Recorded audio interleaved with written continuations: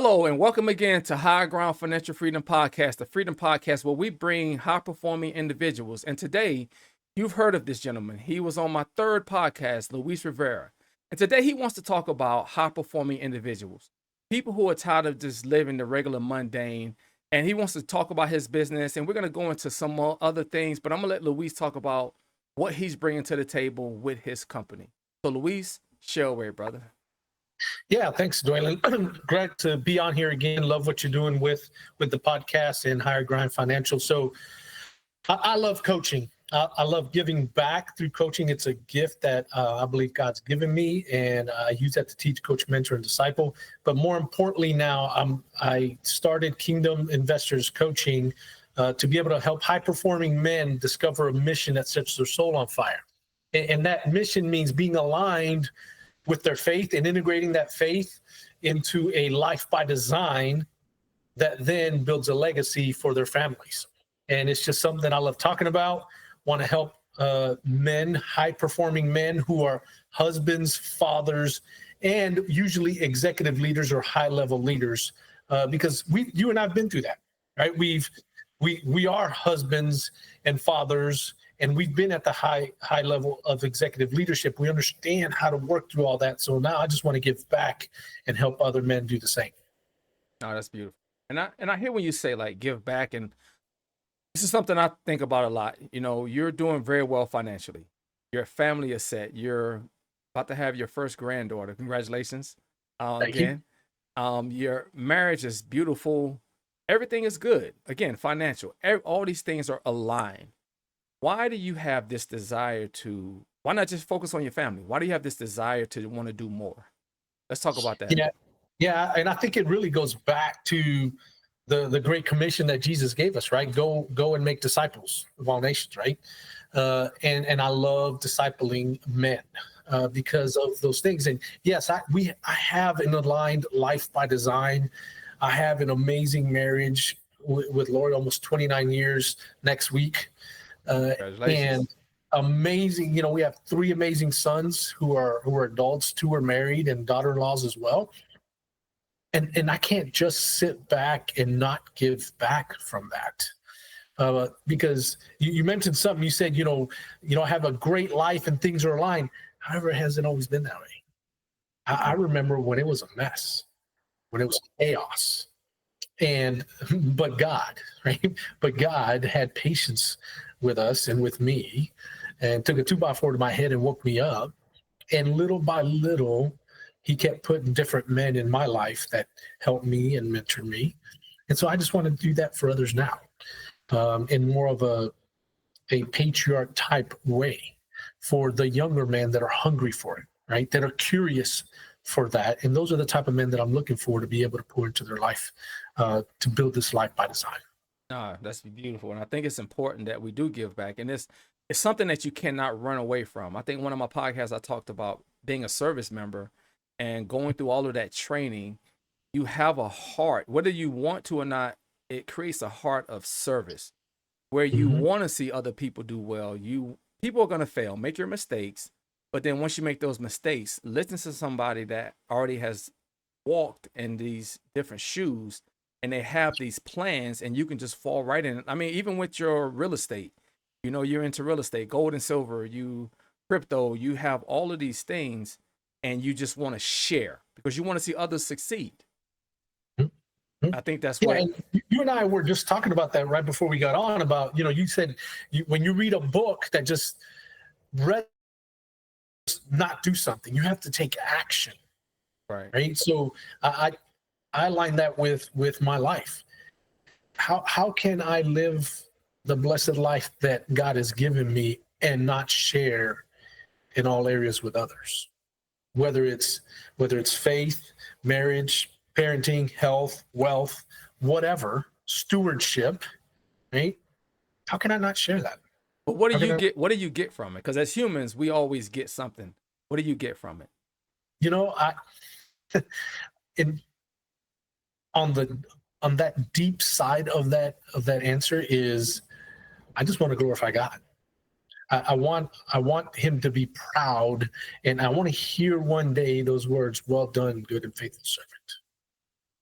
And so I just can't hold it back. Right now, he's also given me these gifts to bless my family. This blesses my family financially. It blesses me emotionally and almost physically, if you will, because when I am emotionally healthy, I can be more physically healthy too, to be able to share with others. And man, I just love to see younger men or even peers that I'm able to partner with and help in certain areas that I have struggled through, and see them change their life, see the change of the trajectory of their family change forever, like God changed the trajectory of our life 30 something years ago. Right. And it's almost, and I think it's in 2 Corinthians 11, the comfort chapter, right?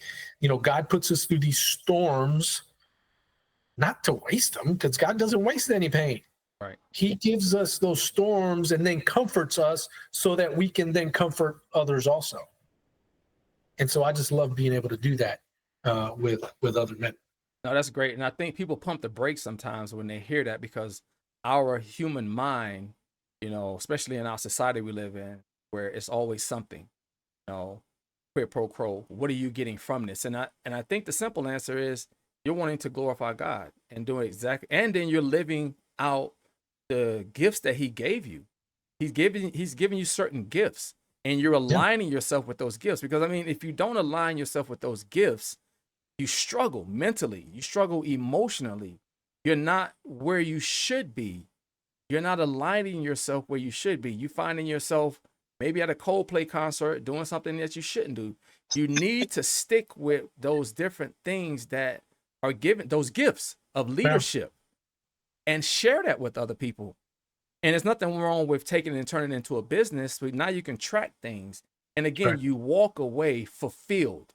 You walk away fulfilled. And that, you can't put a price tag on that. No. It's not even about money. It's a fulfillment, seeing other young men grow. Marriages come together. Seeing people struggle, and then you having these conversations. That's one of the reasons I wrote my book, to see people come together and grow from all of these struggles. That's right. And that's super important, right? Because many times I've heard people say, well, when does it get easier? When does it get easier? Like, when either Jesus comes back or He calls us home. That's when it's going to get easier. Right. Because in this life, it's not going to get easier. The question is, can we do hard better? Right? There's a great YouTube video out there of the Duke women's basketball coach. She has a great topic on that where, hey, you do hard better. Because growth takes place outside the comfort zone. So when we are uncomfortable and we're struggling, that's God stretching us and stretching our muscles, if you will, right? When you go to the gym and you're working out, the only way you grow muscle is to tear the muscles, and you do that by heavier weights, right? Getting stronger. Your muscles build off of that, and they repair and they grow from that pain or those tears, if you will. Well, then how do we look at life that way? And don't waste an opportunity, whether it's a mountaintop or a valley. How do we not waste that time, right? Don't pitch your tent in the valley. Keep going through the valley. God's already there. He's with you. Sometimes He's carried me. Sometimes He's dragged me, right? But I've tried to grow from that. And so how can I not give back? How can I not look for other men that are curious and wanting the support and help of that? No, and I totally agree. And I think we live in a world, it's like when you say do hard better, what is the point of being stretched if you're not going to use that? Meaning, don't respond. See, we live in an over-responsive world. And I put that in my book. We respond to all of this different stimuli. You're scrolling. And think about if you're scrolling, every time you're scrolling, 30 seconds, 30-second video, 30-second video, and you're responding we're overstimulated. We're over-responding. And you have to ask yourself at what point, because the stimuli is going to come in. It's going to come in. Data's coming in from all different areas, streaming, okay? How do you respond? Do you just allow this stuff to bypass you? If you're on the road driving and someone cuts you off, do you have to respond to that? Hey, you're still alive. Sing a song. Respond in love. Hey, God bless you. I'm going to pray for you. I hope you don't crash. Or is it shaking your fist and, pissed off, and now you're chasing them, and then y'all crash and then killed everybody on the road? how do we respond? And I think when you look at Christ and everything that he sacrificed, just the salvation that is free to have, for me, it comes down to I don't want to respond in a negative way anymore. I want to Yeah. respond in a grateful way. I want to be grateful for everything. I live in a first world country. I live in the most amazing country, regardless of what people may think. I love my country. I love our country. And I got fresh water right now. I can go and get fresh water if I want to drink it. Mhm. So I want to respond in a grateful way to every single. Now, do I always get there? Of course not. Of course not. Yeah. I'm gonna still be stressed. I'm still gonna be Sure. pushed. But then the next time, how do I respond? Am I evolving? Am I getting better each day, or am I staying in that same place? And that's the thing I try not, and that's why I love your company. I love the concept of what you're doing with young men. You're growing them, you're stretching them, Yeah. you're pushing them past that norm, that comfort zone. Yeah. And I will tell you, and it's not just young men. I have different age ranges of that I work with. The question is, are they willing to invest in the coaching to be able to do that? Because I want to be able to show them how to restore that rest and peace and joy in Christ that they might have lost, right? Or they want to take it to another level, right? Maybe they need to reprioritize their mission as husbands and fathers before anything else. Right. Or maybe they need to reclaim that time and presence through sustainable habits, right? Because, hey, process and habits are key to success. And then reinforce those rhythms that restore presence at home and peace in their soul. Because, hey, man, the world's the world. And many times we just have it backwards. I was on a call with a coaching call with an executive earlier this week, and we were talking about core values. And we were talking about, where he wants to go in the next 5 years and the pay and all this and that. And I'm like, hey, do you think you may have it backwards? Right? Because many times we figure out, oh, how much am I going to get paid? And then I'll fit my core values into that job versus, hey, let's figure out our core values first. How are they aligned with Christ? And then have the job fit into that. Exactly. Right? Because that can be eternal. That can be an intrinsic motivator that can sustain you even through the hard times. But if you start with pay, like an external motivator, or a certain company, a brand, might work out, might not. Right.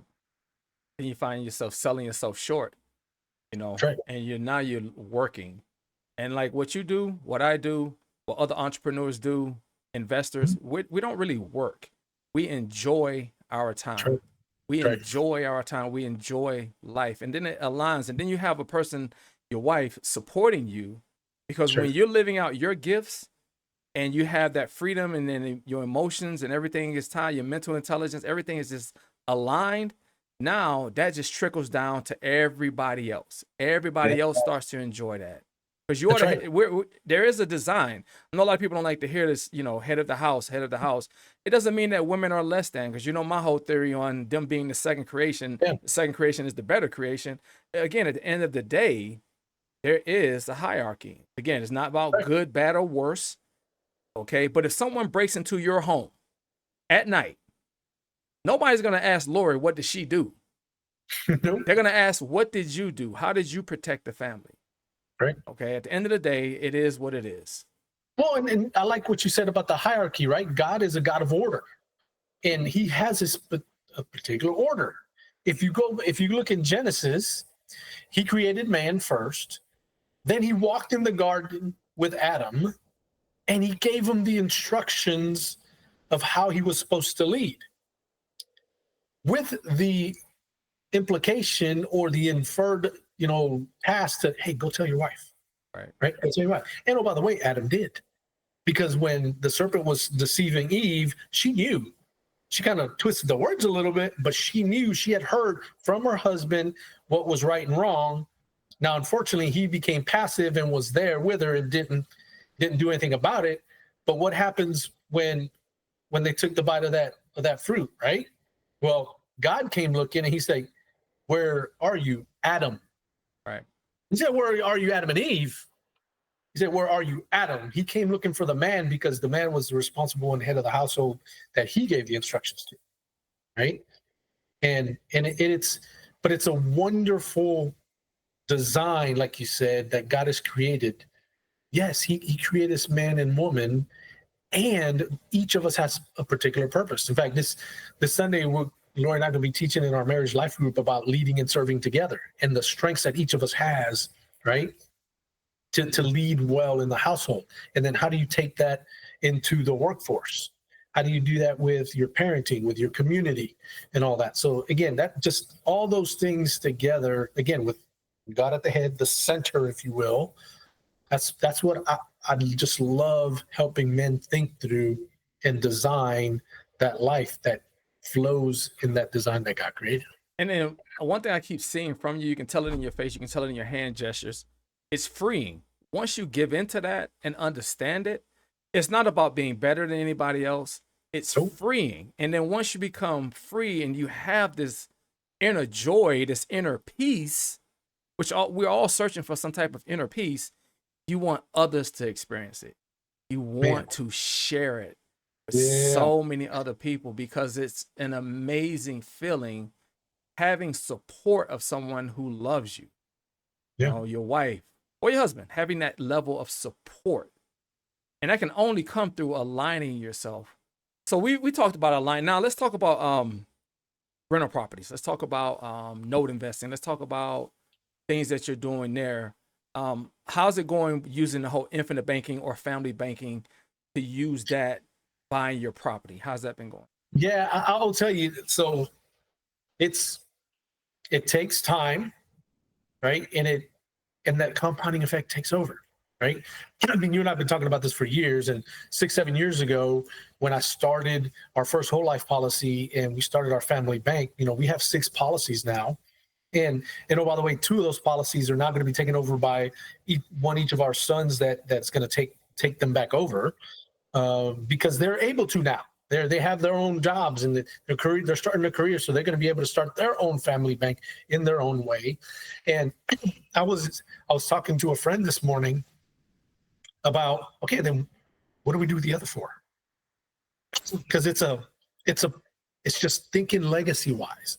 But I'll start with your question first. So doing the family bank has given us the cash value and the capitals to then purchase different rental properties, right? We have a line of credit that's helped us buy some of those properties. Now we're getting to the point where, hey, I feel God leading us to say, okay, sell those because I don't want to be the landlord anymore. I want to be the bank, or I want to do some private money lending.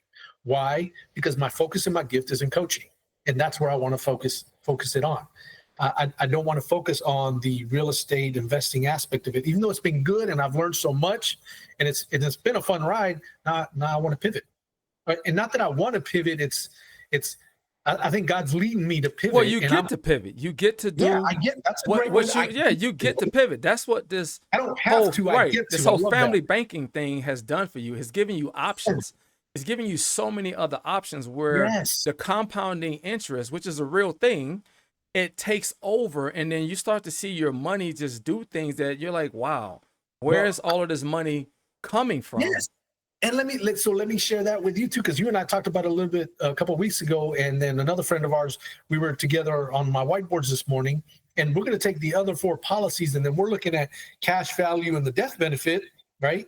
And then Lori and I are saying, okay, well, we'll use the cash value during our lifetime because we get to enjoy that because we've worked for it, we've built it, and now we get to legacy think and plan for future generations. So there's going to be millions of dollars of death benefit in those 4 policies, and we get to think about doing things for the wonderful ministry that we love here at Pine Cove.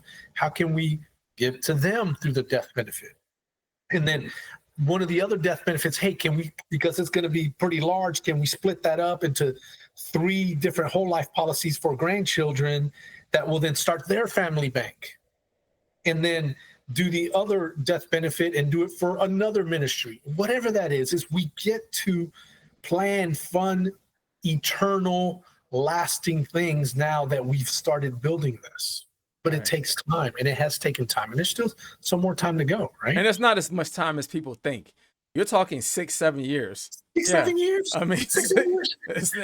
and even after the third year, you have options. Even after the first year, That's right. if you put money in the right way, even after the first month, you can turn right back around and borrow money and do whatever you want to.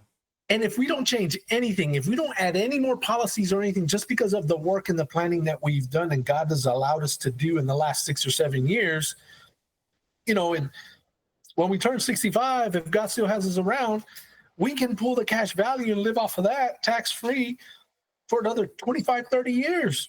Right. And that benefit keeps growing so that we can then continue building legacy through our trust, or we can give to the ministries and keep benefiting those that have benefited us. And that's just lasting legacy that just keeps going. Keeps going. And again, it's something that you want to share. You get to share this information. We push and we push because, again, it does no good for our spirits to just sit back and enjoy that's the best part of it. Getting to see others enjoy. That is the best part of this whole journey. Seeing others, just like when you were in command, just like when I was a sergeant major, just like when we were leaders, we're still leaders. But when you see young people or middle or older people doing the exact same thing and enjoying life the way you get a chance to enjoy life, it's a beautiful thing. It's amazing. It's an amazing feeling to do that. Yeah. And look, and maybe somebody in your audience will say, well, I don't have that kind of money, or I don't have time. Hey, look, just start. I didn't start till I was 45, 43. And it's not a lot of money. It's all about a properly structured, family bank. That's the thing, it's properly structured. And there's a reason that let's say your insurance agents or people who deal in that world are demonized. There's a reason. Okay. There's a reason why you look at homeowners insurance. Homeowners insurance is something you have to have. Car insurance, you have to have. Life insurance, it's an option. And now, are we saying that a home and a car is more important than your life? No. There's reasons behind everything, and I would employ people to take a look at that. Do some research and reach out to somebody. If it's not with me, reach out and find out about it. Because, again, it gives you different options. It's so freeing when you start to understand all of these systems that are in place for you to use. They're there for you to use. Right. So excuse me. So thank you for your time. So how can people get in touch with you? What is the direction you want them to go to find Luis Rivera? Yeah. You can look on Instagram. I'm at Kingdom Focus Solutions for now. Really, Kingdom Investors Coaching is what the LLC is, but it's under Kingdom Focus Solutions. You can reach me at kingdominvestorsllc.com is my email for that, and just reach out. Just LinkedIn. Are you on LinkedIn as well? I am on LinkedIn, under my name. Okay. And just reach out. If any of this is resonating with you, if this is something you just want to have a discovery call, be happy to have a discovery call, see any way that I can help, because I really want to impact the lives of high-performing men that are curious that, hey, if you're doing great and you want to do better, let's have a conversation. If you're struggling in any area, whether it's husband, father, leader, executive level leader, whatever level that is, let's have a conversation. And I love to help anybody who's curious and hungry to learn more and really develop that life by design, integrated by an amazing faith that only God can give us, and build a legacy off that. Love it, man. Well, I appreciate what you do. Appreciate that you're still a servant. You're still looking to give back. You enjoy giving back, and you've aligned your family. You've listened. You've took the lumps. You took the lumps, and then you learn from the lumps, those workouts, those different workouts, and you've learned and you continue to evolve. So I'm so glad that you're looking to continue to evolve and get better, and then share all of these life lessons with people. Yeah. So thank you for your time, brother, and God bless. And High Ground Financial Freedom, my freedom fighters, I hope you all have a blessed day. God bless, and take care.